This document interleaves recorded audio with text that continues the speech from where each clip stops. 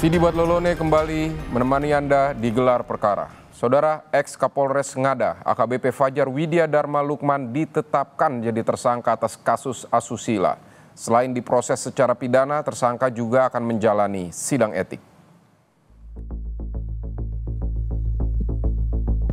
Dalam konferensi pers yang dilakukan Kamis sore, AKBP Fajar Widya Dharma Lukman dihadirkan dengan memakai baju tahanan.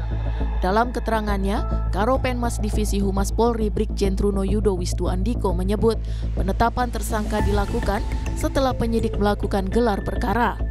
Dari hasil pemeriksaan, AKBP Fajar diduga melakukan pelecehan seksual dengan 3 orang anak di bawah umur dan 1 orang usia dewasa.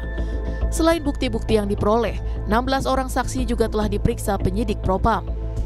Polri dalam hal ini telah melakukan tindakan tegas terhadap FWLS ex-Kapolres Ngada melalui proses kode etik dan bersamaan atau simultan dengan tindak pidananya. Dari penyelidikan pemeriksaan melalui kode etik dari Watprof ditemukan fakta bahwa FWLS telah melakukan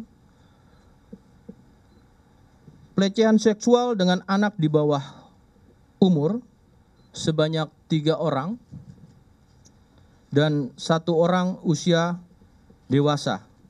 Dan langkah-langkah yang telah dilakukan yaitu pemeriksaan korban dan saksi-saksi.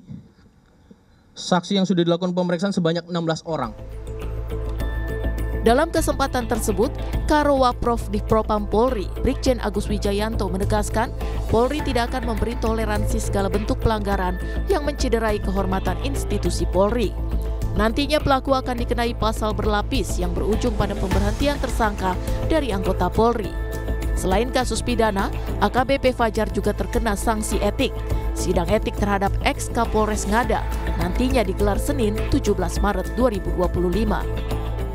Dan sampai kita melaksanakan gelar perkara, di Propam melaksanakan gelar perkara, dan ini adalah kategori berat. Sehingga pasal yang disampaikan Pak Karopenmas tadi adalah pasal yang berlapis dengan kategori berat, dan kita juntokan PP 1/2003 tentang pemberhentian anggota Polri. Selanjutnya, di Propam Polri akan melaksanakan sidang kode etik terhadap terduga pelanggar direncanakan hari Senin tanggal 17 Maret 2025.